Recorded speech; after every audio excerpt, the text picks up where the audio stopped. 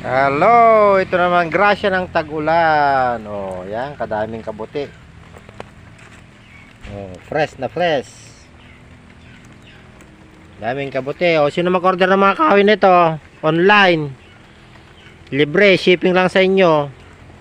Oh, free kabuti maker. Ayan oh, dami na oh. Oh.